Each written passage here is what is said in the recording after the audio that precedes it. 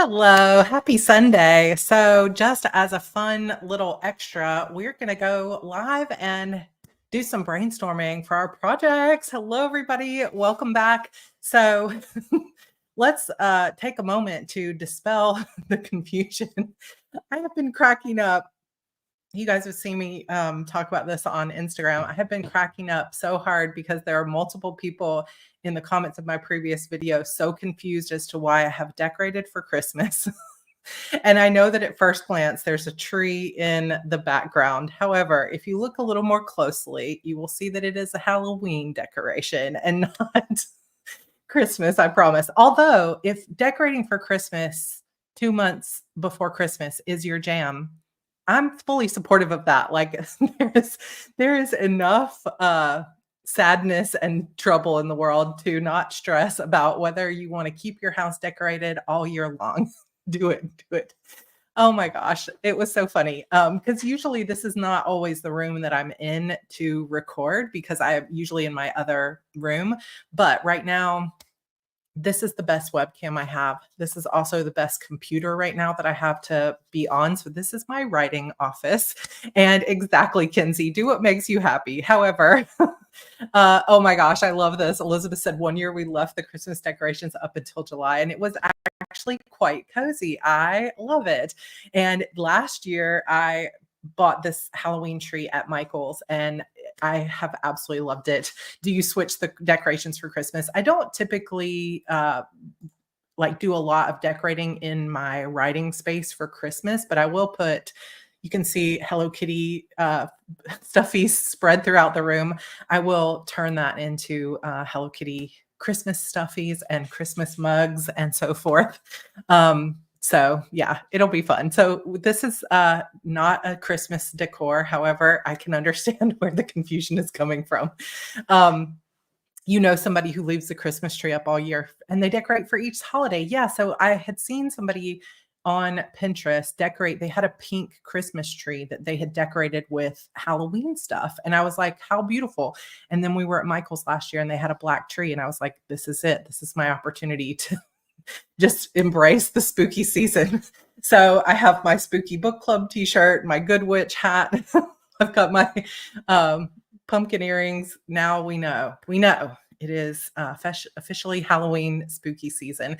And if you didn't know, during the month of October every year, I host an event with my Sarra Cannon book fans, my reader fans, many of which are here in the comments because we converge. Heart Breathings fans are Sarra Cannon fans. And it's called the Spooktacular. And usually it's 13 days of straight celebration for 13 days. But this year we're doing it spread across the entire month. So we have events going on lots of places. So feel free to head over to sarracannon.com.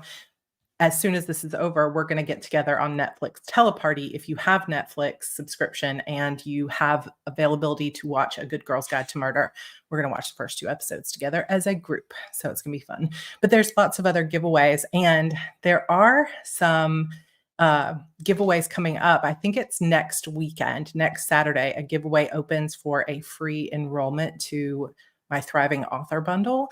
So you might want to bookmark that site and be on the lookout for next Saturday's post because there will be a chance to win that, which is worth, $600. So come enter to win. Okay, what we are going to do today is we're going to basically co-work and we're also going to brainstorm. So one of the things that I like to do when I first start a book is, or even a series world, is to brainstorm as much as possible about the things that are already in my subconscious that I love, things that I really want to bring out in a story, things that I've been influenced by in the past, and just give myself a good brainstorming session and figure out as much as possible. And this kind of brainstorming session can be particularly helpful when you're starting a series or starting a new project. It can also be something that you come back to when you get stuck in your work in progress, when you say, oh, I just don't know where to go next, or you realize a story problem like, oh, I got to figure out the magic system and how that works, or I got to go back and figure out my hero's backstory. So you may want to use this process a little bit in the middle of your draft as well. I'm going to, for the purposes of making this an easy thing to share, and hopefully you'll be able to see it okay. I'm going to share my process of going through a mind map through this site. It is linked in the description. It is called MindMeister, and it's free to sign up, and you can have 3 mind maps, and then you can just delete some. So this will be a little bit easier than me trying to share top down, because I was doing that for video last week and everything was so blurry. So we'll see how it goes. And yes, I am so close to 75,000 subscribers, and I actually just hit 12,000 subscribers today on my Sarra Cannon channel. So if you are here and you are not yet subscribed, hit that subscribe button. I am literally 23 subscribers away from 75,000, which I still can hardly believe is a true thing in my life. Because back when I started YouTube, I had no expectation of even getting to 10,000. So to be here now is 100% because of you all, and I really, really appreciate it. I am getting a message from StreamYard, which is like my least favorite message, that says my internet is slow. Connection is unstable, but there's nothing I can do about it. So hopefully you guys will get to be able to see the mind map. And if not, then we will see how it goes. But I think probably one of the things you can do with this type of software, and of course you can do this on a piece of paper, right? It's so interesting to be able to just literally brainstorm in this way. And of course, there's no right or wrong way to actually brainstorm your ideas. Planning for Adventure says, when did you start? So I started in February of 2018. So we are 6 years into this journey, 6.5 years into this journey. So it's going great. I can't believe it. It's so fun. Yeah, I was afraid the mind map is looking a little fuzzy. Maybe it will clarify. We shall see. Let's stop the screen and see if we can, now that my message has gone away, let's see if it'll work any better. Maybe, maybe not. This might be as good as it gets with StreamYard, unfortunately, but you'll get the basic idea of it, I think. So thank you, thank you, thank you. So I think it can be helpful to just take out your journal and start brainstorming. But what is the most helpful for me and the way that my brain works, and your brain might be super different, but is to give myself categories. So when I'm brainstorming, if I just free brainstorm, sometimes that can be helpful, but then I also get kind of lost because I just start like running in circles, or I run out of ideas, and I really need some more prompts to get myself into a place where I'm brainstorming specific things. So this is why mind mapping, I feel like, helps a lot. So over on this MindMeister, which again, if you're just joining, this is a software that's going to look a little blurry in the background, partially because of the way StreamYard is, but we'll just kind of hang in there and do the best we can.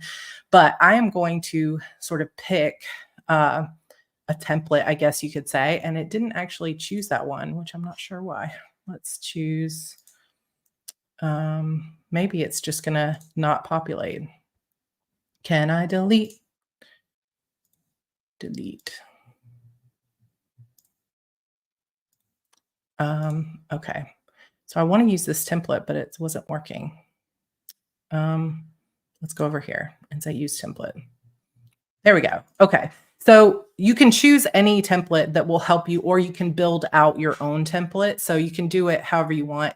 For me, it's a little bit easier to work with a template that's already working, just because it is a little bit easier to fill it out. This one's called the product launch template. There are mind map templates. There's several other templates in here. But what you can basically do is just go in and change any of this stuff here. So my book is called A Mirror of Shadows. And this is a serialized story that I'm going to actually read live on YouTube as I'm writing it. And it's going to be a trilogy of stories. So I'm brainstorming A Mirror of Shadows, but I'm actually brainstorming an entire world within a world. And for me, and just to give you a little bit idea of how we're going to do this live stream, is for the first 30 minutes here, I'm going to actually walk you through some of how I would do this process for myself. And then we're going to co-work. So we'll probably do some sprints, and we'll answer and ask questions. We'll do some Q&A and things like that. So There's not really, I would say. So the question from Diligent Learning is there a certain formula to brainstorming a book? So there's not really a formula that everybody uses. Some people just pants it. They just start writing. And then as they reach a story question, they will start brainstorming. What I'm going to be doing is brainstorming the world a little bit more so than the actual plot of the book just yet. But you'll see how that begins to play into the rest of it. So I start with the name of the story. I don't know if I can change this rocket ship, but we're going to leave it there for funsies. So I start with the name of the story, and then you can see on a mind map, you have these, like, I don't know if they call them children or it's just new topics that are connected to the main idea. So you could put your project here, you could put your world here, your series name, and then where they've got this filled out for a project launch, I'm going to change this to aspects of the story that I want to brainstorm. So for me, the things I look at first are things like setting. I'm going to look at characters.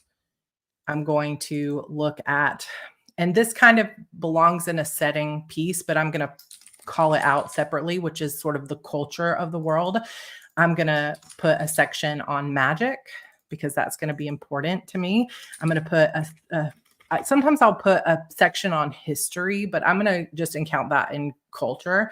So some other things that you could put here besides characters or setting is you could put theme. So what's the theme of the story that you're going to be writing? And really, there's no formula necessarily as to what to put here. But if you want to tell me something else that you would put if you were brainstorming. Somebody give me one from the comments. Ray calls them branches. I've seen them called children. I've seen them called offshoots. I've seen them called topics. So I like branches. Branches works because it is a tree-like structure, right? So somebody in the comments tell me something else you would put in here to brainstorm. I never have a theme. Is that a problem? You probably do have a theme that you just don't even realize. You just might not have been calling it out, but you probably do have a theme intuitively. So I have magic on there because mine is a fantasy world. Plot, subplots. Okay, so we could put here plot. So what do I want to brainstorm about the actual plot? Or I could put action on here, and then we can create subplot from that, or we could create another sort of child or whatever they call it. So if you hit enter on MindMeister, it gives you another branch. So I could put subplots here. Now, another one I probably would also put, because this is going to be a separate subplot. I don't know why that's so close to this one. How do I make it not so close? We'll see if we can move it. I might also put romance here. Now, the romance is not going to be a subplot of this one exactly. It's going to be part of the main plot itself, but I am going to keep it separate because there are specific things within the romance that I want to call out. What I don't know how, and well, for those of you just joining, I have not used this software other than to just make sure that it works. So I don't know exactly how to move it. There we go. Let's move it over here. So yeah, so it's calling it children and siblings. So that works. So you just drag it. Okay. And you could probably change the color of it and things like that if you want. I am just using MindMeister for those of you that have just joined us, and it is linked in the comments. This is just literally all I did was Google mind map free software. And this was one of the first ones that showed up. You can create 3 different ones. I used the product launch template because it was the first one that I saw, but you can create your own. You can, that's why there's a rocket, is because of the launch. I'm like, can I delete this? Can I delete this rocket? I don't know. It's just going to make me have a rocket. Can I put an image on here? I don't know. We're going to go with it. We're just going to go with it. Okay. So what I do when I first start out with a mind map is I think about all the different aspects of the story that I want to be working on. And what I like to do is to go ahead and populate some of those things first, that first tier. So right now for me, for this story, magic, theme, plot, subplots, culture of the story world, the characters, the center. and then, sorry, I was reading the setting and then the romance itself. So Cassie Ray says, if you click the center box and the smiley face, you can delete the icon, which is the rocket. Dun, dun, dun. Okay.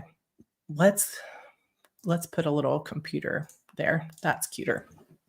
So, and again, MindMeister has lots and lots of different templates. You can change the colors. You can start from scratch. You don't have to do any of it.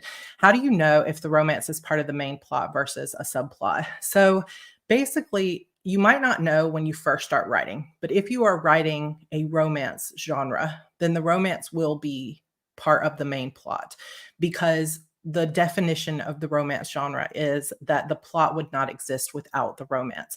But that doesn't mean that every single thing that's happening in the plot just pertains to the romance only, because especially when you're writing fantasy or paranormal romance or urban fantasy romance, there's often going to be multiple sort of plot lines running through it. But the key to understand is that if you are writing a romance, then the catalyst of everything that's happening in the story is to bring these two people together, right?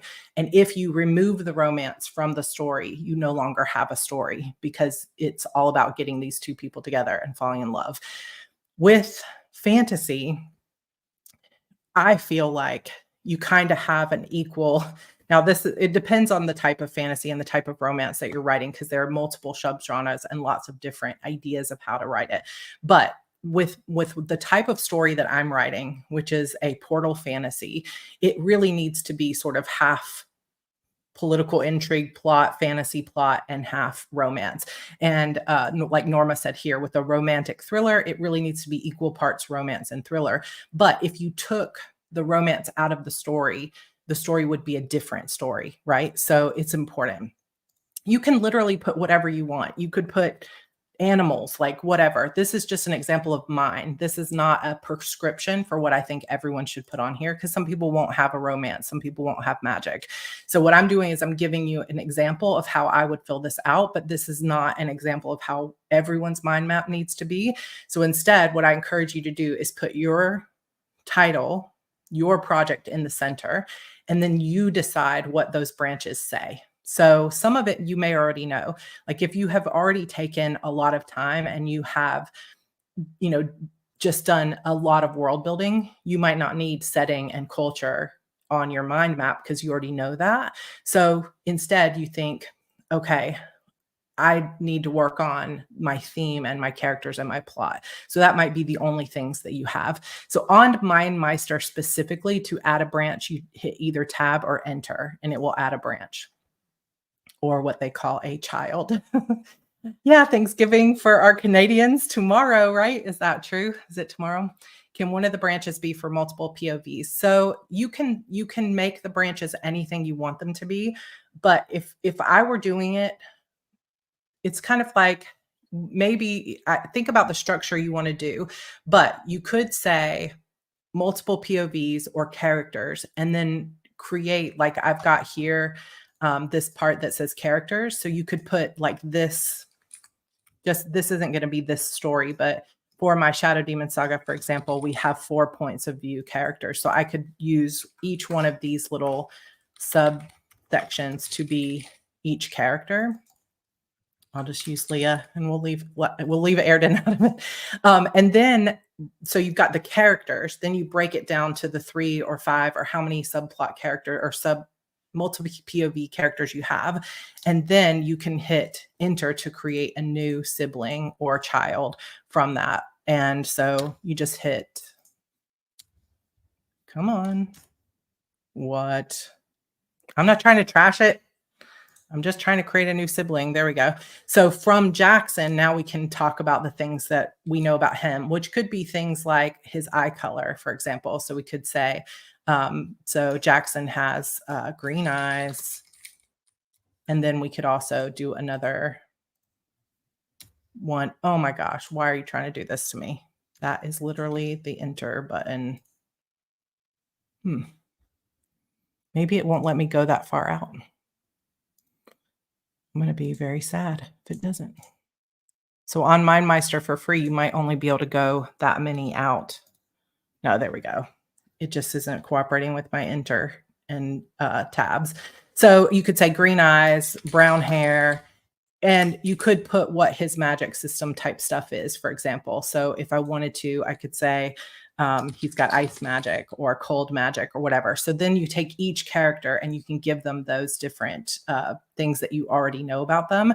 So you could put any kind of description about the character, anything that is about their backstory. And it's, potentially going to be a little bit easier to do this on paper than it will be on new technology. However, you can do it really kind of anyway. My siblings are fighting. It is not cooperating. There's literally a thing out to the side that says hit enter to create a new tab. And instead it was trying to trash my story. So I don't know. It's a new software for me. Sometimes technology and I do not do our best, but hopefully you can see kind of how the structure goes. So first you start with your main project in the middle. Then anything you want, literally could be anything. Could be plot, could be setting, characters, themes, anything you want, multiple POV, anything that pops into your mind that you want to kind of make decisions about how you want it to be in your book. And again, when you're in this stage of the brainstorming process, don't worry about getting it perfect. Because one of the things that can hold us back, especially if you're an overthinker like me, hello, welcome to the club, is that you feel like, well, it's got to be perfect. And then you hold yourself back by saying, I'm scared to put that Harper has this color eyes because what if I'm going to change it? Or I don't want to put that he's got ice magic if I haven't fully decided.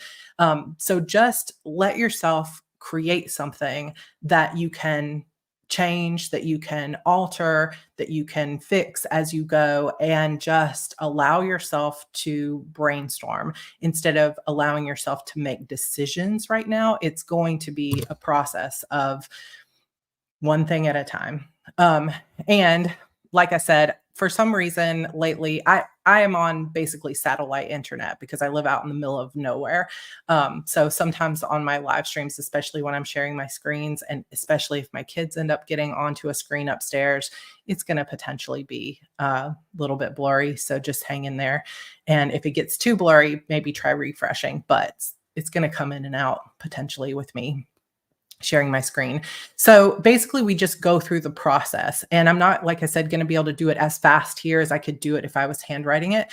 But when let's say we go over here and we start thinking about setting. So for me, with a mirror of shadows, I know that there are going to be multiple key locations in this book.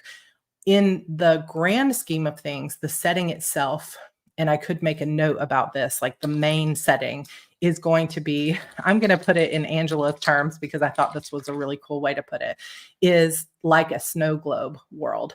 So how do I get rid of that thing? Let's see if we can go back to it. There we go. I'm going to put it calling like a snow globe world, because when I say mirror world, because my characters is literally going to get trapped into a mirror. Yes, that's you, Angela. I had to make a note to put it on my, because I just love that way to describe it.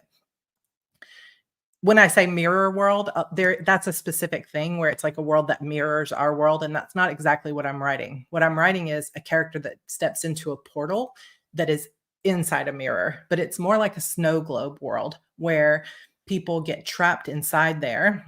And there is, well, for better way of lack of a better way of describing it, there is a priestess who pretty much owns everyone in that world. She has collected them like pets, and my character gets pushed into this world. And so so kind of like Alice through the Looking Glass, right? And it is a finite world. So there are boundaries to this world. It's a big world. There's like land and castles and various housing and other things like this, but it is finite. Like you could walk to the edge of it and knock on the edge of it, and there's an end to the world. Hey, how are you? Here's one of our Heart Breathings admins.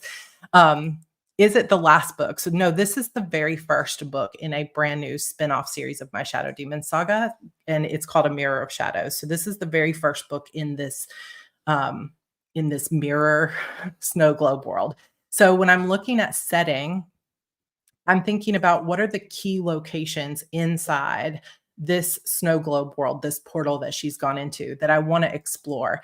And like I said, you don't have to know every single setting. You don't have to know every location she's going to go to, but it can be helpful to get it out of your mind and onto paper, which then sort of imagine that your mind is a container and you only have so much space in it.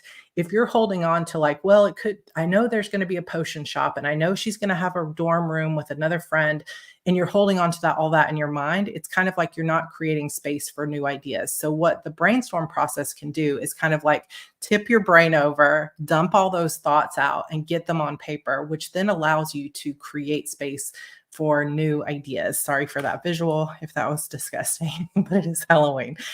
So for my setting inside this snow globe world, I know that there is the main castle. So there's a main castle, which is sort of like the government of this land.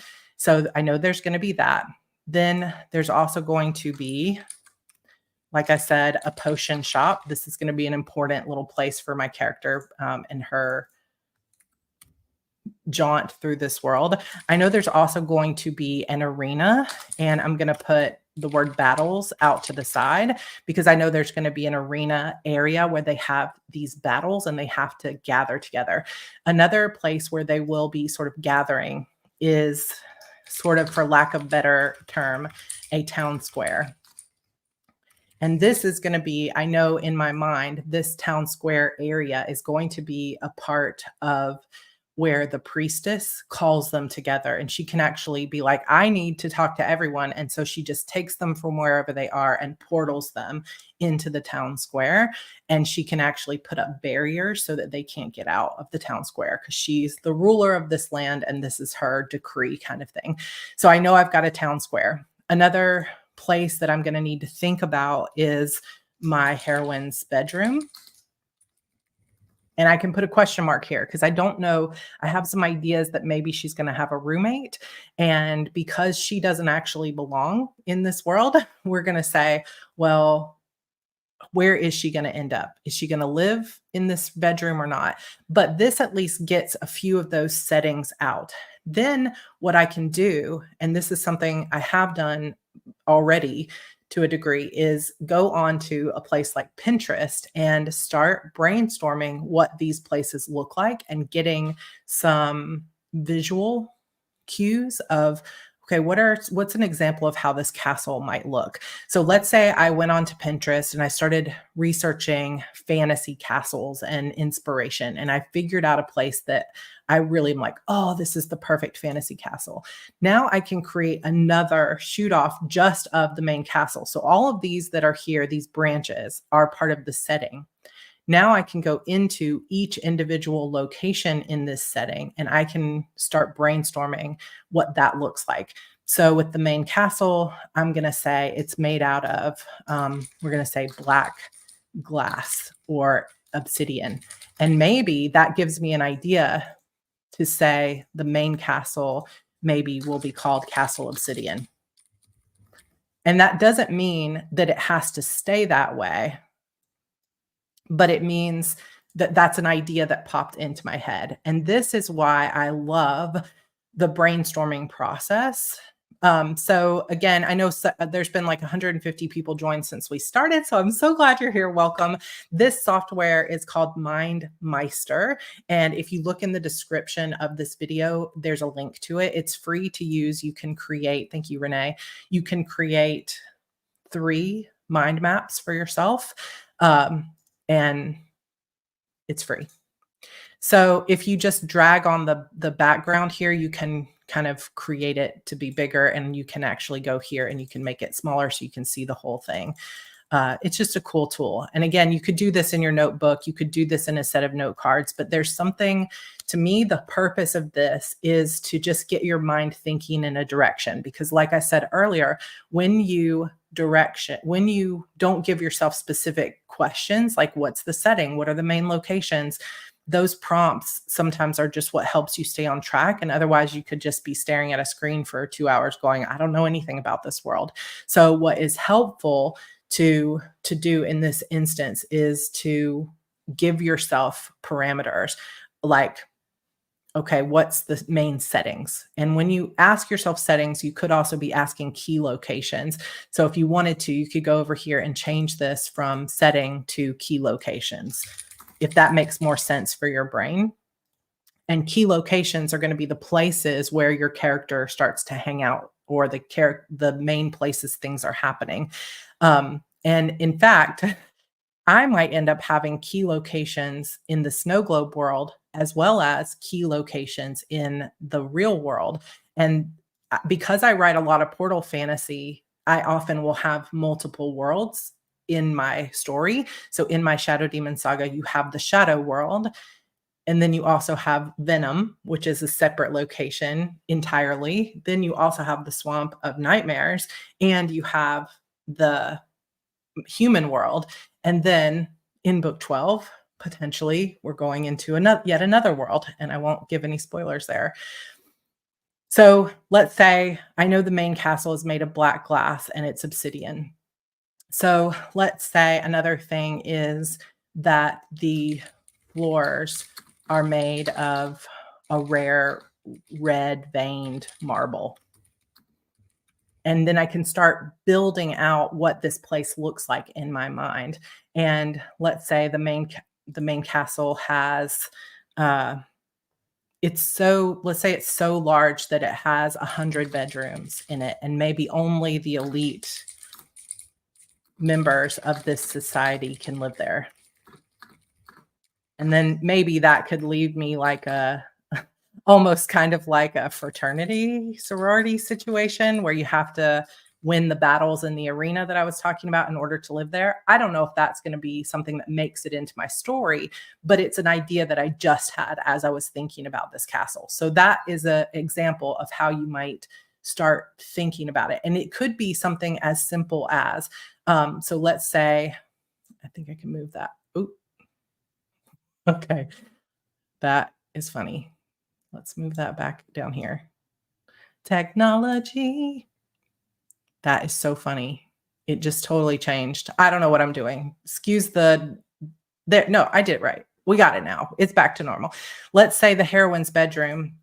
You don't really know much about the bedroom, but let's say that you know for sure that it's small and cramped and uncomfortable compared to where she used to live, maybe.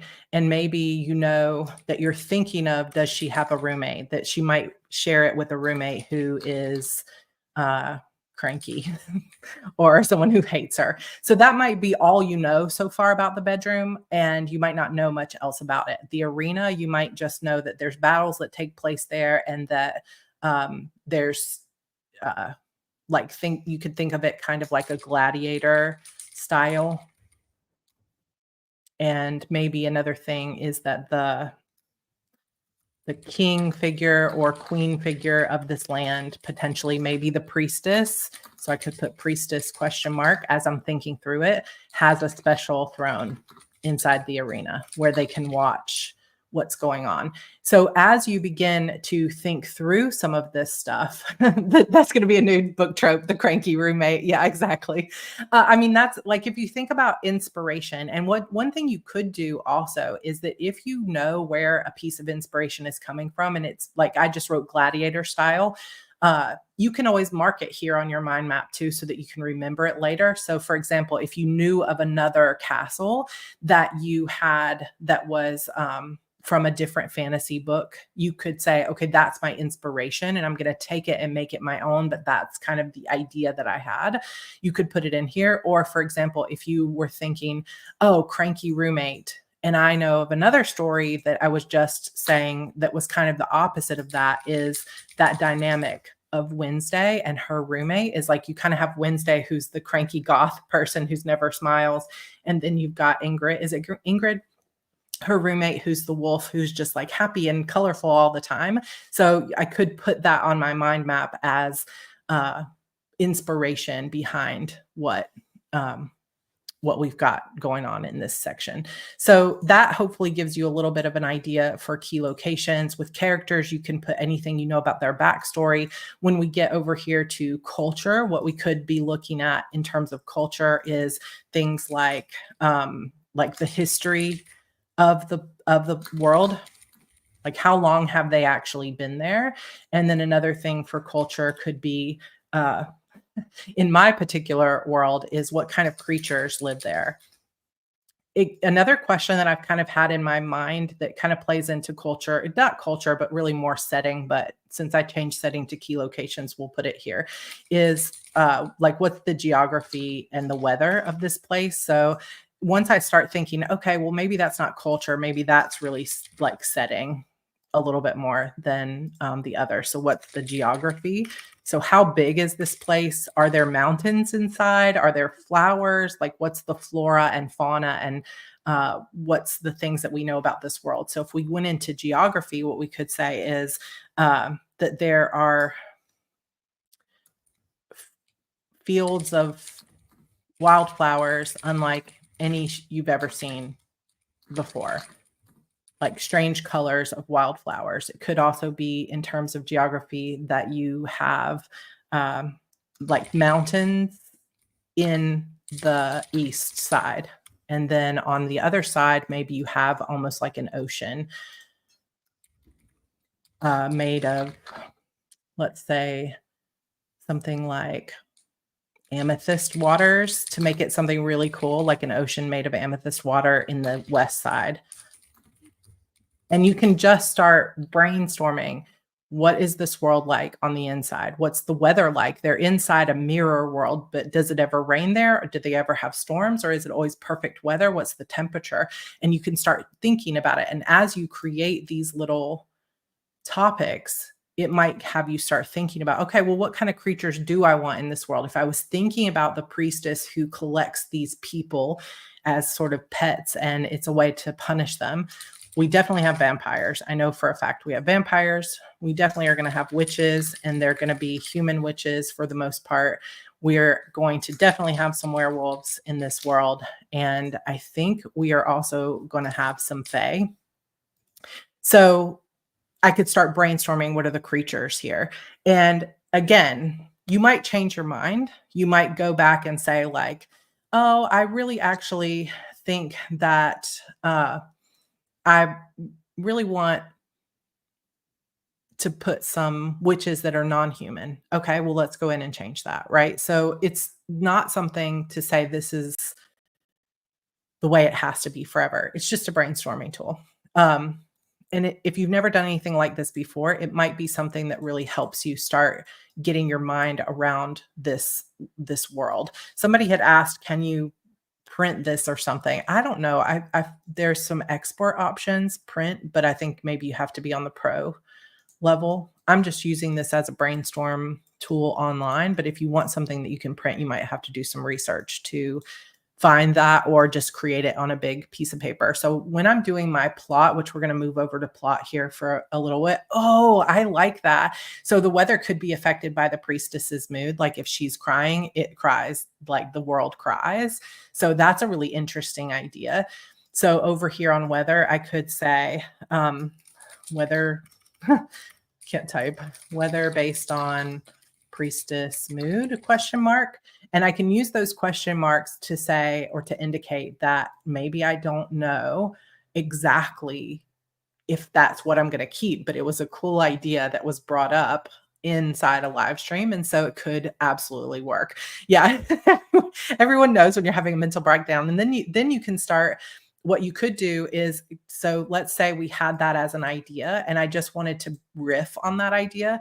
So if you see there's an arrow down, which would be something on that same level of weather. But if I go the one to the side, this is based specifically on the priestess's mood. So what I could do is I could start brainstorming what are her various moods that they might encounter. So anger or rage equals what, a tornado maybe? And then if we did sadness, could be obviously rain. Or let's see, another one might be when she's happy, the sun is shining. And maybe even the atmosphere itself sparkles. I don't know. We could do something with that. So I could go through a list of her uh, various emotions and start playing around with that idea. And then later, if I'm just like, nah, I don't really like that, that's going to add too much complexity to the story. I don't really want to spend that much time thinking about whether. But it also could be a really cool tool that gets introduced into the world that I can have that in my back pocket. So through this brainstorming session, planning for adventure. We don't want to know what she's doing if there's a heat wave. I mean, this is a romance, right? But there's so many ideas that you could play around with on that. So then it's like, well, if I decide at the beginning of writing that I'm not going to use this idea about the weather, and for now it's just going to be always the same temperature, they're inside like a temperature controlled unit, right? Then this is a browser-based thing, Tracy. So you could do it like that, but I might not want to use it at first because it may seem to add complexity to my draft. But then what might happen is I'm stuck in a weird place in the plot and I don't know what to do. And it might fire in my head and say, oh my gosh, what if it started raining? Or what if a tornado hit? Because they know. And maybe my character who's new to this world doesn't know what's happening and they all have to gather into the Times Square. And then it creates a whole new idea of exactly what I could do with this, with this idea of the weather. And I may use it, I may not use it. But if there comes a point in the story that I think, oh, that would be a really cool tool to use right now, then I could absolutely do that. Someone said no snow in the snow globe. What could we do? I could say, well, what makes it snow? And I could just leave a question there. And what is powerful about that in terms of the brainstorming process is because I have written it down, snow, there's going to be some part of my subconscious mind that is working on that as an idea. And there might be a point way later writing the story that goes, oh my gosh, this is why it's snowing, is because XYZ. And it will just come to me at that point because I have been thinking through it, right? Because I had it on this list all that time ago. So let's move over to plot. And then what we're going to do is I'll take some questions, and hopefully while we're doing all of this, you are already either setting up your own. And again, MindMeister is not something I'm attached to and being like, you should use this. It's just something that I found for free that I could use that would be a little bit more clear on screen than me trying to share two cameras, which did not go well for me the other day. Yeah, exactly. Like, oh, someone pissed off the high priestess. It's going to get wild. And there could be, you could add in, one thing that would do is it connects the world that they're in at certain key points to the snow, like the world they're in to the outer world. It's a reminder that my heroine will be like, oh yeah, there is this world beyond this that used to be my life, even though I'm now trapped here, which could be something I could use in various parts of the book. So if we were going to say plot, one thing you could do is put some very basic things about the plot that you know here. We could also just say overviews of Act 1, and we could just say Act 1, Act 2, Act 3, and so on. This is so again, some of you might be new here and being like, no, it's supposed to be a 3-act structure. However, I just get so tired of calling it Act 2, Part A or whatever. And it's just, for me now, it is 4 parts. It's 4 acts. That's the way it's just going to be. But Act 1, we know we have certain elements that typically happen inside each act. So you could follow the basic 3-act structure and say, okay, what's going to be the inciting incident? And then what's going to be the first pinch point, or, whatever it is you want to put, whatever you're following, not fist first. You could follow Save the Cat, which I would need to grab my notebook to remember what all of those pieces are. And you could fill this out ahead of time with that and then go one further and say, here's what the inciting incident probably is. Or you could brainstorm 3 or 4 potential inciting incidents and see. Now, for this particular story, as the first book in the series, I know exactly what the inciting incident is, which is that my heroine gets pushed into the mirror. So that for sure is the inciting incident. That's the moment that, she gets into this world. Then, if let's just say we're going to make it simple and we're going to say the act one doorway. So this also could be the inciting incident. Now, I know for some people, if you're not really a plotter, some of this stuff is not going to be something that will help you. So if you're not really a plotter, you don't necessarily need a section that says plot. You could just do the theme, the characters, the world building, and things like that, and leave the plot. Or something that you could do is, instead of putting act one, act two, act three, is you could put on the plot section, or you could put, let's say, instead of plot, you could put scenes. And instead of act one, act two, act three, you could do any scenes that you can already imagine in your head. Because a lot of us, the way that we think is, I may not know how this book is going to go down, but I know it starts with a scene with, between, this is not really my story, I'm just trying to brainstorm some stuff, between the heroine and her mom. So let's say that scene, but you don't really know how it connects in terms of act one, act two, act three. You don't have to, but what you could do is just make a list here of any scenes that you can already see. So maybe you can see the scene where she gets pushed into the mirror. There's going to be a scene where she meets the hero for the first time. There's going to be a scene where she goes into the potion shop for the first time. And there's going to be a scene where she sees her first arena battle.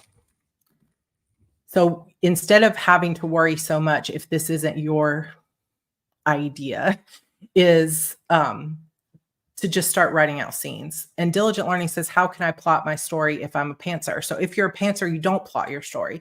Pantsers, just by definition, are people that fly by the seat of their pants. They don't necessarily plot their story or outline their story. They just start writing. And I can't really tell you how to do that because that's not what I do, but we have lots of pantsers here. So if other people want to give you their suggestions as to how they pants things, then hopefully in the comments, you'll find some good suggestions. But I think that there is when it comes to being an outliner, a plotter, or a pantser, there's no one size fits all. So part of the struggle and the challenge of writing in general, is figuring out what your individual process is. And a lot of times what that starts with is watching other people's processes, listening to other people's processes, and then trying it on like you're trying on clothes. And you say, okay, I'm going to try on this plot idea, or I'm going to try on this idea of figuring out my story. And if it doesn't work because I get stuck and I really need more direction, then I'm going to try out reading a book about plotting or watching some videos about how to plot and seeing if any of that strikes something new for me, right? Once you have a rough draft, then you start making a mind map to see how everything's connected. Yeah, that's a good idea. There are a lot of pantsers who don't start plotting at all until after their first draft is done. And then they start to figure out where the connections are. But otherwise, they just get inspired and they start and they get going. Tips on plotting short stories. I'm not great at short stories. My short stories tend to feel more like scenes that are the start of something bigger. So I don't feel like I'm really that great at it to give a lot of plot for it. I think part of the problem is it's the same reason I'm not good on like Instagram Reels and YouTube Shorts. I'm a long form person. And I just think it's not my number one way of writing because I tend to have such big stories. But I think when it comes to short stories, it needs to have one kernel of an idea. So where you've got a book that has the opening scene and then you've got inciting incident and all of that stuff, you just want to condense it down to something smaller where you've got the main idea of your short story and it has this plot that kind of goes like this, where it's like you've got the beginning of the story, you've got the midpoint of the story where everything kind of turns on its head or changes direction, and then you have an ending. And that's basically all you have time for. And you can figure out within those confines of those kind of three main sections. So you kind of have the inciting incident, the midpoint, and then the climax. And that's really all you get with a short story. So how can you make that work within the bounds of the word count that you're trying to hit? So, oh, there's a YouTube video from Book Fox, 9 Steps for Short Story Writing. Maybe I need to go watch that as well. Need to go watch it as well. But you could have scenes like this, or like I said, you can do act 1, act 2, and so on. And you could take all of the plot points of whatever plotting system you use and put those out here. Another option for you, though, is to use this to just brainstorm some scenes and then later go back and create a whole new mind map that says plot in the middle. And now you start to build your branches based on the different parts of the plot. So for example, you could have this one here is act 1, act 2, act 3, act 4. And so you can create, it's like everything you're creating with a mind map is just a branch and then a branch and then a branch. So at what point do you want to just create a whole new mind map? That's totally up to you.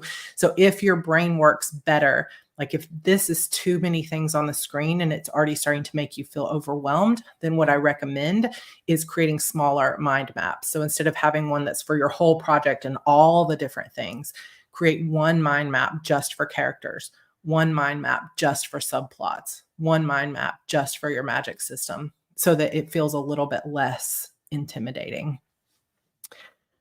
All right. Any other questions? Tried to do a reader magnet. There was a short story turned into 50K. I know. I feel like and the people here who have been around to actually reading my books, they know that every short story I write, eventually people want a whole series based on it. It's possible. Yeah, it is possible to collapse the branches. If you feel overwhelmed by this, you just go in and you click on this and it won't look so overwhelming. It looks a lot more doable. But for some people, just having this many topics on the page is overwhelming, regardless of whether you can collapse them or not. It's just too many. Your brain wants to figure them all out at once. So for certain people, it's going to be a lot clearer to take each one of these branches and create a specific mind map for that. And like I said, with somebody said Milanote is another good one. I don't know if that's free or not. Is it? Cassie Ray, were you the one who said that one? It's super, super easy to do this on paper. Just grab a stack or a notebook. How many of us have notebooks that we haven't been using? Everybody. So take a notebook that becomes your mind map notebook and sit down and say, okay, this is going to be my mind map notebook. So this will be where I do plots. This is the one. But yeah, full series for my Cinderella story. The one that there's 2 of my short stories that I keep coming back to in my head. One is Loxley, and the second one is my Hansel and Gretel story. I still want to write all those. All right, Milanote starts free, and you can do quite a lot before you have to pay. So that might be another example of something. I don't know what you mean. A single unoccupied notebook, right? I don't believe you. Yeah, like 6, exactly. So you can definitely grab a notebook and start mind mapping this. I love the idea of multiple maps for one book and more details. Just looking at it is overwhelming. Yeah, and I always want to try my best to acknowledge that, because I know a lot of times when you see someone else doing something, our natural training to be good students is to think I have to do it that way, but it makes me feel overwhelming. So just remember to always give yourself permission to take a step back and find a new way to do it, and to always honor the way that you feel inside, because like I said, all of us have very different brains. And for some people watching this, just the idea of thinking about this much stuff before you start writing is overwhelming. And for you, maybe what you need is to just start writing, just get in there, start working on it. And what you could do is you could kind of create a mind map in reverse. So as you start writing, you take your note card or your book that says setting, and you say, oh, here was a piece of the setting that I discovered as I was writing. Let me make a note of it for my revisions over here in my notebook. So you're creating your mind map, and your brainstorming becomes the writing itself, right? Is there any piece of advice to help me come up with book titles more quickly? I think book titles are also very can be very difficult, but what I will say is if you know what genre you're writing, it can be helpful to go into the Amazon bestseller lists for that, or just walk into a bookstore and go to where your genre lives and start reading through the titles, because you will start to notice conventions, like similarities between the titles. And doesn't mean you should copy other people or that you have to like do things the way they do it. But like the idea of a mirror of shadows is very similar to this sort of typical fantasy romance of a court of thorns and roses, or this of this. And it's got that sort of similar convention of the naming. So that can be super helpful just to go in. Oh my gosh, it's starting this Netflix. 'Cause I was trying to set up that is so hold on. Okay, that's hilarious. I had my, I'm gonna start laughing so hard right now. Okay, I had I had my, Netflix up because starting at the top of the next hour, we are gonna be doing a Netflix watch party, so I already have the link up so that I can post it in just a minute to my group. So that is so funny. Um, so f well, and see, it's fine for you to have that opinion, right? Blank of blank, or blank and blank and blank. But the truth is that's part of the marketing of your book, right? Like, it doesn't really matter if an individual person doesn't like it. If that is the trend in the genre, it can help you exceedingly in actually getting readers to understand that this is the type of book that they're looking for, right? So, like, I get that you might be tired of it or you might not like it personally, but if someone puts a book of that's titled like A Mirror of Shadows and Ash or something like that, readers immediately know what kind of book that is and what they're going to be getting out of it. So that can be a super helpful marketing tool, right? And just like you will see in cozy mysteries, you're going to get people that call it, like a specific type of name that will have the type of cozy mystery it is. Like if it's a camping mystery, it might have the word camping in it, and so on. That is all part of marketing as indie authors. Now, when you become a traditionally published author, you're not really going to have a chance 90% of the time to title your own book. But when you're an indie author, that's part of your job, right? Is to create book titles that other people very quickly understand the genre. And, you know, I understand the desire to want to do it differently and to think that being a rebel is actually more helpful. But the truth is, the more you can make it very clear to a reader at a first glance what that genre is, the better your books will sell. Um, The Secret of Blood and Brownies. I love it. It's so funny. Yeah, so it's always it's a personal choice. It's a personal choice, but just being aware that whether people like it or not, even if you don't like it, sometimes the best way to title and create covers for your books. So many people in Publish and Thrive, this is getting off on a tangent, will say like, I don't want that type of cover that everybody else has because I don't like that type of vector style cover. I don't like that type of, I want to put a person on the cover. But if all the other books in that genre look a certain way and you decide to do something totally different, you will 99% of the time wonder why you're not selling books. And that's just a sad truth of it. But you can be like, well, I'm going to sell books regardless, or I'm going to do it my way. And that's the beauty of being a self-published person, is you get to choose that. Okay. So here's our examples of mind mapping. And really the key, just to go over it one more time before we do just a little bit of co-working, I'm going to set a timer so I can also set up my my group event, is you create for yourself whatever the topic is that you most want to brainstorm. And it could be you're starting from scratch and you want to do the whole series lightly and then go out and make more specific mind maps from there. Or you could create the specifics on this one and just make it bigger and bigger and bigger. But it's up to you what those sub categories are going to be. So anything that you feel pertains to your story is appropriate. So it could be relationships, it could be scenes that you're going to write, it could be subplots, it could be threads or breadcrumbs that you're going to spread throughout. So this is something that a lot of people do, is that you'll create not necessarily just a subplots one, but one that says breadcrumbs. And that breadcrumbs could be little clues like Easter eggs that you're spreading throughout the entire series that will come around to the end. And again, you may not know that at the beginning, but there could be little things like, let's say your heroine has a specific tattoo that she's had since before she can remember anything, and she's been an orphan and she doesn't know.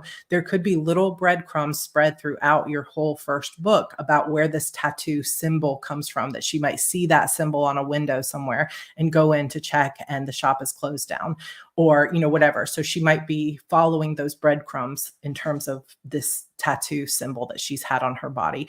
And then we know in book 2, it's going to become clear. So you could keep track of those kind of breadcrumbs. You can keep track of the themes that you want to explore. So almost always in my books, one of the major themes is always going to be found family. Like, it's every single book I think I've ever written has this kind of theme to it to some degree. Another theme that you might explore is like self-belief.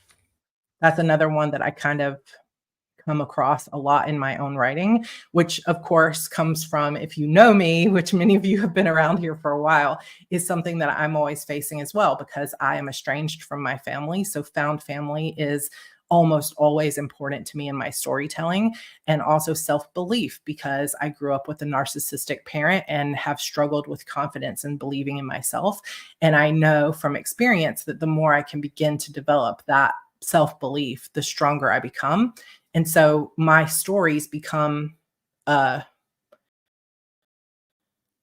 a pathway for me to explore that in my own life with heroines that are dealing with things on a much grander, like magical save the world kind of scale, but it's still things that I explore in my own life through my characters. So found family could be a theme.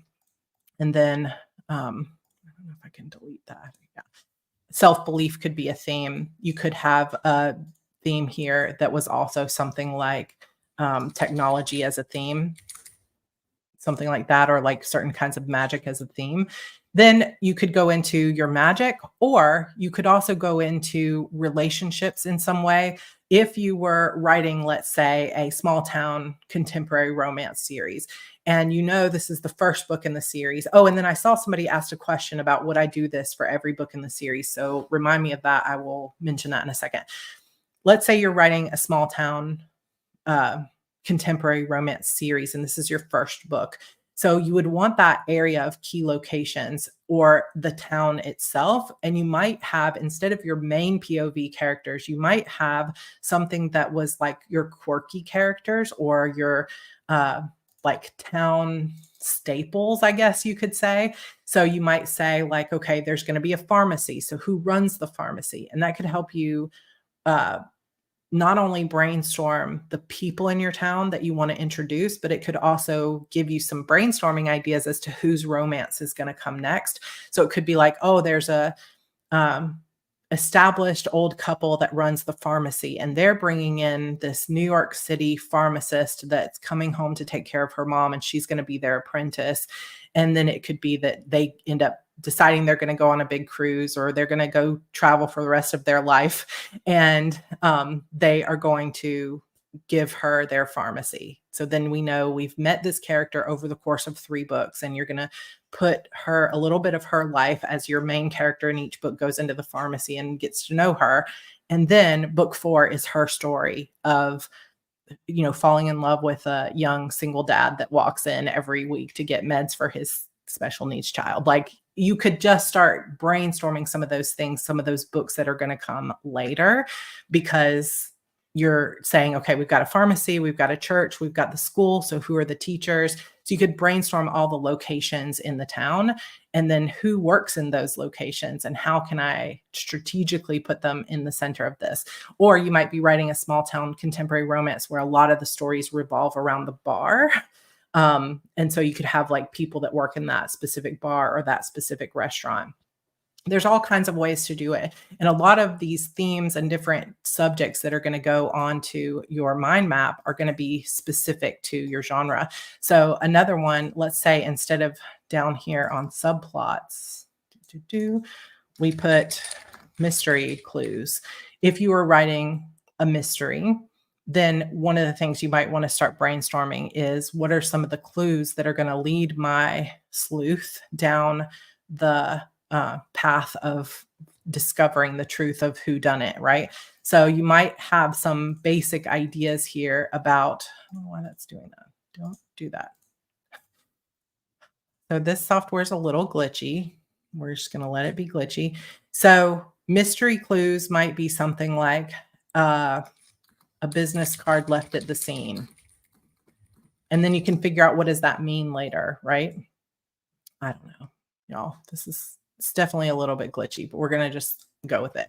Another clue that you might end up with is something like a certain smell or I'm not really great at, I don't want to give away some of my own mystery stuff. So my brain isn't coming up with stuff really fast, but you might want to brainstorm things that are very specific to the genre that you're writing.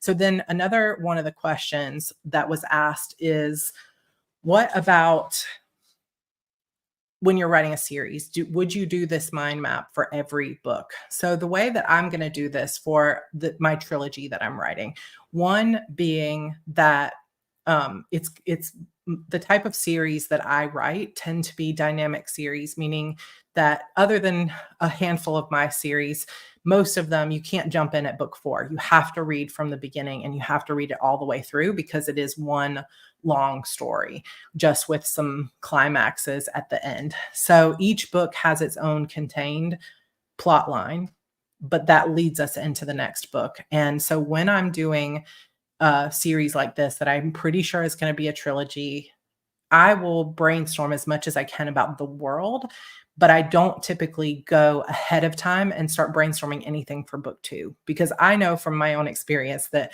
no matter what, Kelly, don't give me a hard time. I'm always like, this is going to be a trilogy and it's going to be 12 books. Oh, thank you, Zoe. I appreciate that. It's very sweet. So yeah, exactly.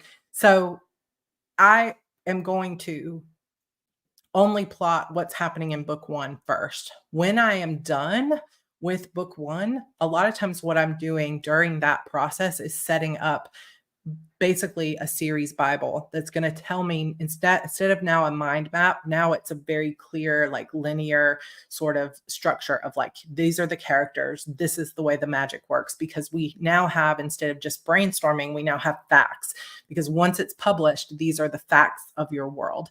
And so I will create more of like a series Bible based on the facts, whereas the brainstorm and the mind map is what if kind of maybe sort of stuff. It's just thought process. And then once it's known, it goes into more of a wiki or a series Bible.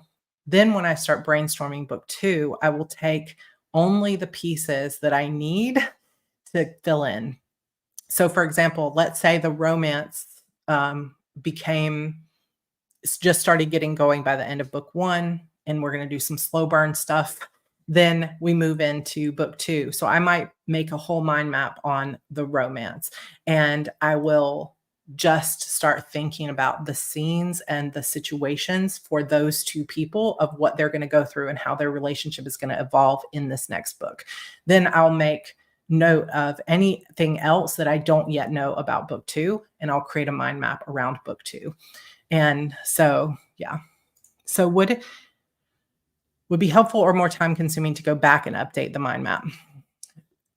It depends. If you want your mind map to become your series Bible, then you can just go back in, if it's digital, and just edit it and then lock it in stone. Where the problem comes in for me, that I would just advise you think about, is to have some kind of way, whether it be through a symbol or an asterisk or a color or something, to indicate on your mind map which are the things that are set in stone that are already in the book and which types of things are just still up in the air. So for example, let's say we had that weather part. Let's say I haven't added the weather part in, but I know for sure this is my character. This is what he looks like. This is what the castle looks like.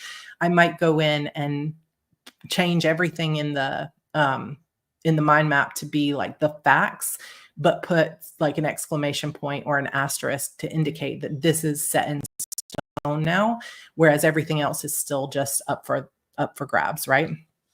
Yeah. Listen, mind maps are easy. Series Bibles are a big commitment, but your series Bible, again, does not have to be super detailed.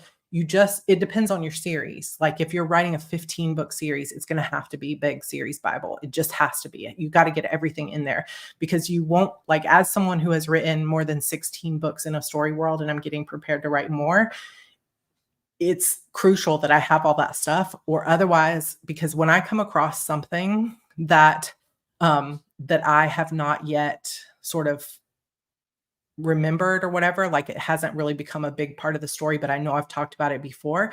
If it's not in my series Bible, that means I have to literally go through all 15 other books to try to find where it was. And that is a pain in the butt. So when you're writing really big series, then you gotta do that. So link to where do we find the link to the teleparty? I have not made it yet because I've been running my mouth for an hour and 11 minutes. So I'm going to go make that and post it to my website. So here's what we're going to do is I am going to set a timer.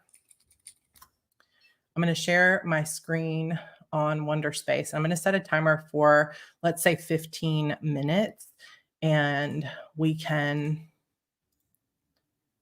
do a little bit of co-working here. So we're going to go to Wonderspace. No, I don't want to do that. All right. So if you've never used this, it's just wonderspace.app, and I'm going to put it in spotlight mode, and we're going to say, let's do 15 minutes. So while I set that up, go ahead and take 15 minutes to either create your own mind map, or for just 15 minutes, what might be helpful for you is to just go ahead and make a list of the different branches that you want to explore in your own mind mapping. So we're going to set this for 15 minutes, and I'm going to mute my microphone while it's going, and I will be back with you in 15.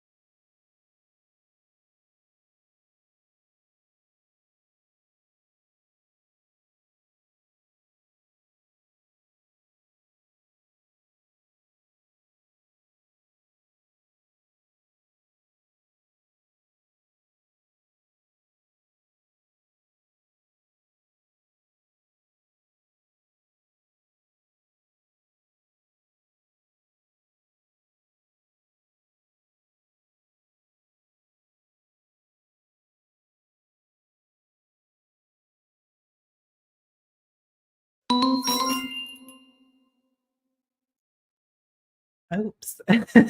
I let time slip away. Okay. I don't think you could hear that timer go off, but it's okay. So we have a few more minutes. I'm sorry if I scared anybody by talking so loud. Coins. Did you hear the coins? Maybe you could hear it even though I had it turned off. I'm going to just show you briefly before we go. Oh, you did hear it. Okay, sweet. Awesome. Okay, let's share my screen again. And I'm just going to kind of show you some of what I was doing here. Okay. I've said okay like 5 times. I'm sorry.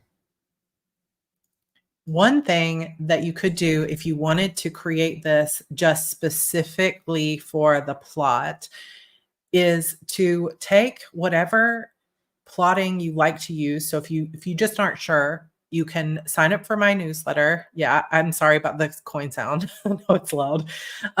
You can sign up for my newsletter, heartbreathings.com, and it will send you a email, which I've had. This is just a side note. I've had like 5 or 6 people email me over the last little bit of time saying that they signed up, but they didn't get the welcome email with the Heart Breathing's resource library link. But that's just to let you know that if you previously subscribed to the list and then unsubscribed, if you subscribe again, it won't trigger the automation sequence that welcomes you to the list because you already received that welcome sequence earlier.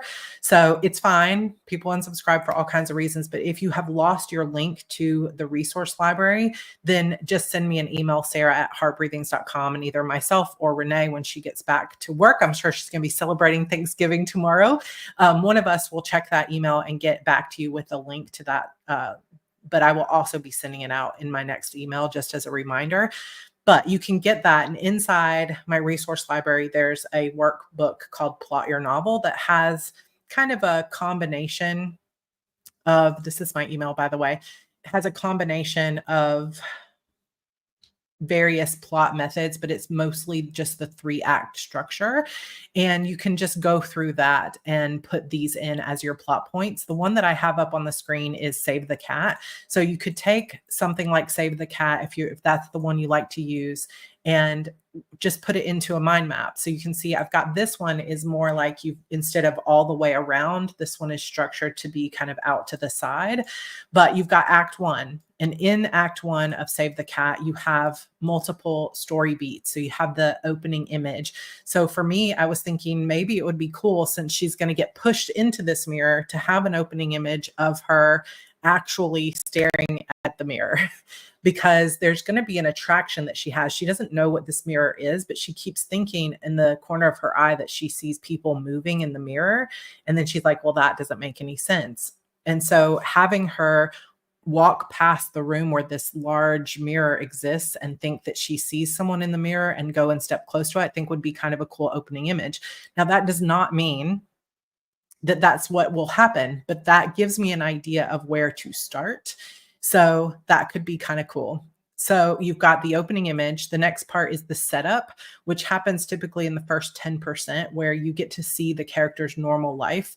So for my character in this book, she's a thief for the Order of Shadows. So we're going to see her getting sent on a job, right? So I could change that. We're going to see her get sent on a job to go steal something. So we're going to see her normal life, and we're going to see kind of what's missing in her normal life. She longs for something different. She longs to be her own person and belong to herself, but she also is grateful for the fact that she's under someone's wing and is, has all of her needs taken care of, because she is a cherished thief, but it's just not really the life she would have chosen for herself. So we see some of that right there in the setup. Then we've got a moment around 10% where she's going to have the theme of the book will be stated somewhere. So my thought in this book is one of the biggest themes is going to be trust. And my character throughout the course of these 3 books is going to have to learn.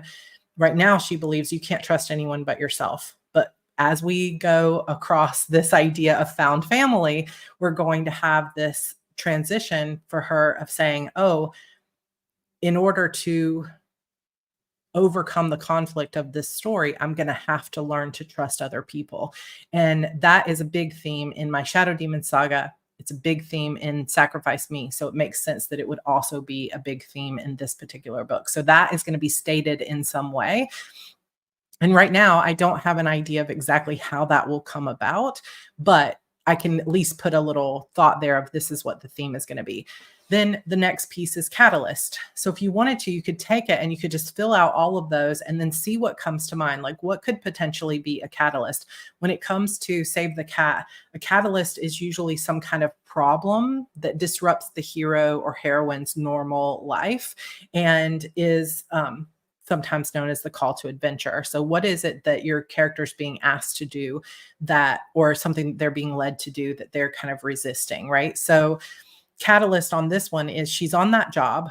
It should be a pretty easy one for her. But when she gets to the place to steal the thing she was supposed to get, there are rose petals left on the ground. And she knows someone took it. Someone got there first, one of her fellow thieves.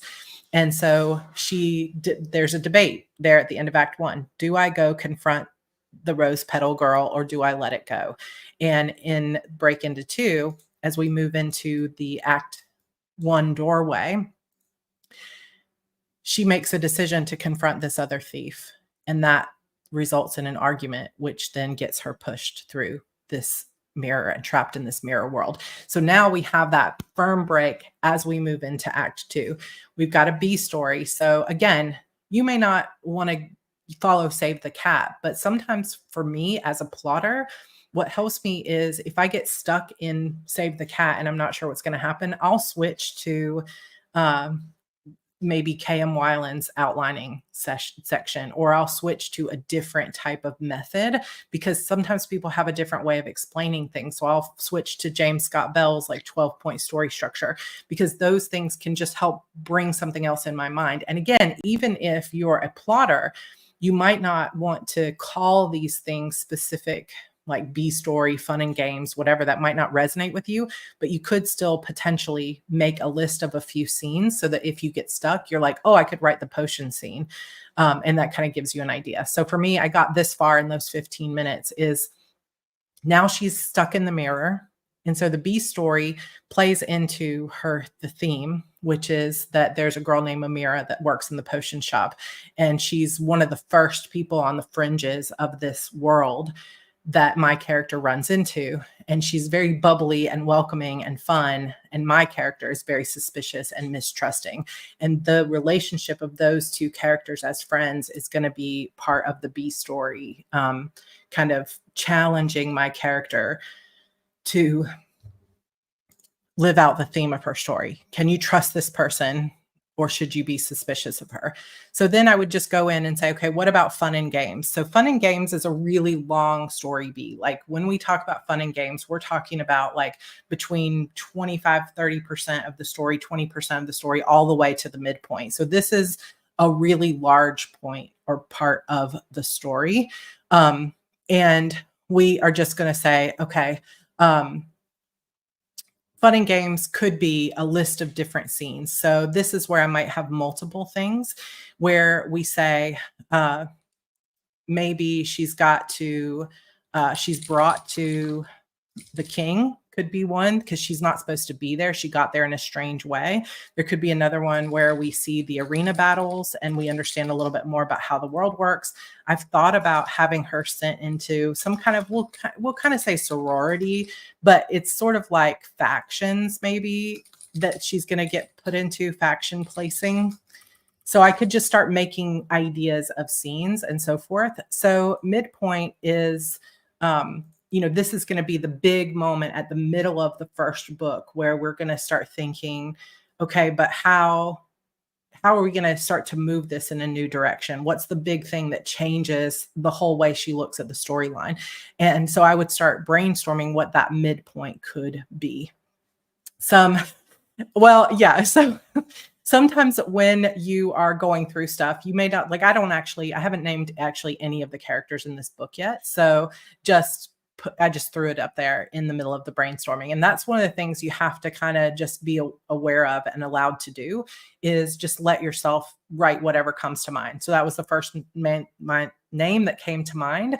And so, when you just start brainstorming, all of this potentially is going to change, and just being aware that it can be helpful before you get to the writing on November 1st or whenever you're going to write, to just allow yourself to play around with things and to know that sometimes we get stuck on things like naming the character. Okay, I can't stop. Or like, oh, I told someone it was a Mira and 3 people made fun of me because it sounds too much like my title. And that kind of stuff can make you come back and go, oh, maybe this is stupid. Maybe this isn't working.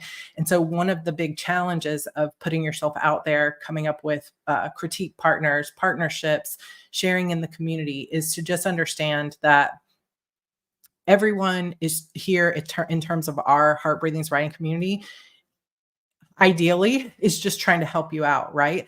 And that nothing that you do in brainstorming is wrong. It just might not be what ends up being the final thing in your story, but allow yourself to do it in the way that makes fun. No, I know you're not making fun. I'm just saying, like, for other people that are trying to share stuff or whatever, they might be like afraid that it has to be perfect, is what I'm trying to get out there. Is that sometimes when we put stuff like pen to paper, we put stuff in a spreadsheet or whatever, we start to feel like, oh, this is the way it has to be. And that can hold us back from moving forward at all. And so just be aware that it's okay for it to not be the right thing. And for you to come back and say, you know what, I don't think rose petals, oops, can I do that? Okay. I don't think rose petals are right. And I could even leave myself like a little note here where I could say, no, rose petals sounds dumb to me. This is the kind of notes that I put inside my manuscript. Think of something else. Think of something better. Maybe it's a crystal. Maybe it's a business card. Like, I don't know, but it can be helpful just to say, like, leave yourself notes about the things you're uncertain of and allow your mind to wander, because when we try to make it perfect, we hold ourselves back. And then so R.A. Morley says, I have to name my character first. For some reason, having a name tells me so much about them, personality, their skills, their backstory, etc. So trust your own process, because for me, it's the opposite a lot of times. I almost always start with trying to see the character in action. So when I'm thinking of a scene that's going to play out with them, I'll imagine them stepping through it and close my eyes and really start going through the motions. Like, I can see this main character, which I have not named yet, like walking into this vault, stealing some things, going back to this big house where she lives, staring into the mirror. I can begin to see her, and I start to see, oh, she's got a ponytail. She's got, she's wearing all black. She's, this, that, and this. Like, I can start to see her, but I don't yet have a name for her. And a lot of times what will happen is sometimes I will not even have a name for a new series character until I've started writing. And then as I start to discover their personality, their name will reveal itself to me. But as we just saw for RA, it's the exact opposite. And so if someone were to tell you, this is the way you have to do it, you absolutely should be writing your character first before you name them, that would be the wrong advice for RA. And that might put them at a disadvantage, right? So always trust, no matter what you hear on YouTube, no matter what you read in the books, no matter what a best-selling author tells you, no matter what your best friend tells you or your dad tells you, follow your own intuition. Allow yourself to be wrong. Allow yourself to brainstorm it the wrong way and get to it through whatever means necessary. And as you're going through the process of coming up with your story, learning to write, getting, books on the page, trust yourself and how you're feeling. If it feels overwhelming, try to simplify it. Just step back and think, okay, I acknowledge the fact that I'm feeling overwhelmed by this thing that Sarra was doing. This doesn't work for me. The technology's overwhelming me. The colors, there's too many choices. Okay, how can I simplify? Let's make a single bullet point list instead of a mind map about everything I know about this first character. And that might start to make you feel good. And when it does make you feel good and you land upon something that feels better, lean all the way into that instead of feeling like you have to do it the way someone else was doing it, right? What about a name that can be read the same forward and backward? That could be really interesting. I have no idea how to brainstorm for a devotional, Courtney. If anybody else wants to give advice for that.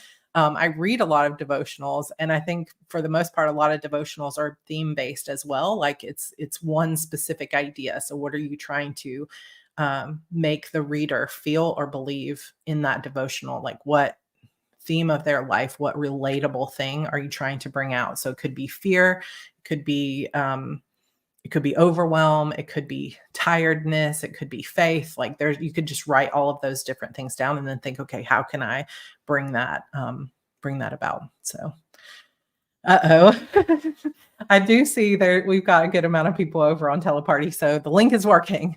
My struggle is so many different things in my world is picking an intro story. Yeah, I understand that. Are you thinking of writing most of the like a lot of different series all in one? Because that's what I'm doing as well. Does this make anybody laugh? Anybody here? I have recently become obsessed with Zettelkasten. I've been talking about it a lot, so I will share my ideas on that later. But would love to know anyone else in the comments that does. For those that have joined the Heart Breathing's writing community during this live, you've all been approved. Have fun. We are getting very close to 8,000 members in our Facebook group. And just remember that we have live streams going on for 2-hour stretches all throughout the week. And I don't know if you guys want to try to fit in another live co-working / brainstorming session before. If you enjoyed this, let me know. And we might actually work in a few of them during the Rough Draft Challenge in November, which would take a little bit of pressure off me to do vlogs. It's like probably about someone else is starting the video. That is why that's happening. Okay, well, I'll fix that in a minute. I want to make sure I'm the only one that can change it. I was like, why does Netflix keep starting this for me? So where do you join? So there's a link in the description to join the Heart Breathing's writing community. So come join if you would like to. And sorry, interesting pronunciation of Zettelkasten. I mean, I don't think it's that bad. I used to sing in German, but feel free to criticize if you'd like. Who has the audacity to what? I missed it. I stepped away for a moment. Oh, I hit 75K. Did I? Yay, Taylor. Thank you for letting me know. I love it. Just came on watching from my phone. We're about to leave, Cassidy, but feel free to go and watch it through from the beginning if you would like. If we end up, to have this teleparty, I don't know. It says Kim. Kim started. I'm sure they don't even know they're starting it because you shouldn't have that control, but I will fix it in just a moment. Oh, yay. There's somebody else who has it.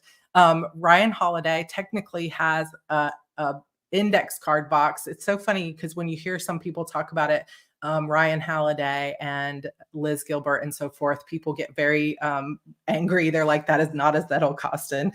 That is an index. That's a note card system, which I guess is different, but I'm still learning kind of the differences between them. And I'm excited. But for those people that were wondering, it means slip box. And it's basically just an idea of using index cards and slips of paper to organize your thoughts. And it is like a mind map, right? So you're connecting things that you read from different books. And I need some confetti. I know I don't have anything fun like that. Nicholas Lumen. I don't know if I'm saying that correctly, but that's the way most people say it. Oh, it's not the way you speak it. It's the use of it. It's a place where my blank paper sits and waits for use. So it's a specific system created by Nicholas Luhmann, who was a sociologist, and he created this, what he called a Zettelkasten, which was, I guess it's German for slip box is what I have read. And it's basically like where as you're researching and you're consuming information, you connect your own ideas and you put it onto these slips of paper in a very specific order, kind of like Dewey Decimal System and other things like that.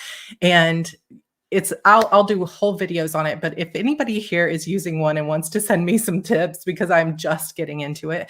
Yes, Brooke, that is a really, really good way of describing it, which is commonplacing with no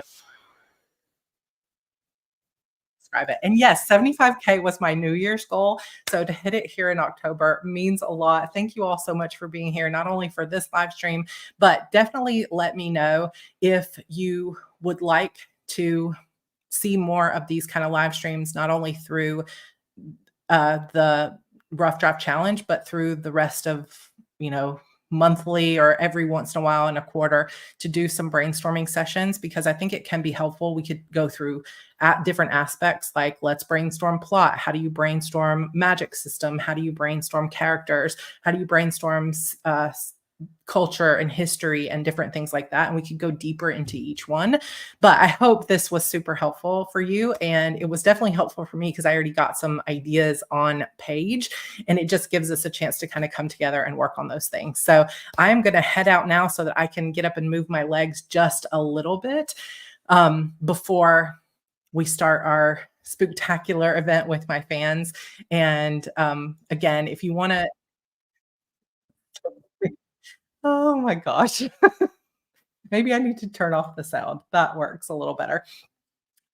So that's happening at sarracannon.com all month. If you want to come join us, it's going to be super fun. In terms of joining the Rough Draft Challenge, like I said a couple times before, the website and everything isn't going to go up until right before November, just because George is creating it. His father recently had a stroke. So George is literally on the phone like all day long with doctors, insurance, with his dad. Like it's been a lot for our family. So slowly but surely. Right now, we're working on getting mastermind pairings. So if you're in Publish and Thrive, those pairings hopefully will go out tomorrow. And then we'll see kind of where we end up in terms of the website for that. But I will keep you updated. We will also we're working on potentially coming up with a Google Sheets also for where you can track your word count in Google Sheets if you'd like to do that. So, okay. Yeah, I'll go fix it, Renee. But we are done for the day. Thank you so much. I cannot believe I just hit 75K. This is going to be a celebration night for sure. Also, just as a separate for your awareness, my first book in 3 years comes out October 25th. So that is just less than 2 weeks away. It is called The Disappearance of Vanessa Shaw, and it will be out. It is a young adult supernatural psychological mystery. It will be out October 25th. So be ready to purchase that. I don't know for sure that it will go up on pre-order, but yeah, it's very exciting. Okay. All my love to you all. Thank you so much for being here. I hope this was helpful, and feel free to send some feedback if you think, yes, I want to do more of these over on Instagram or in my email. All right. I'll see you all later. Bye, everybody.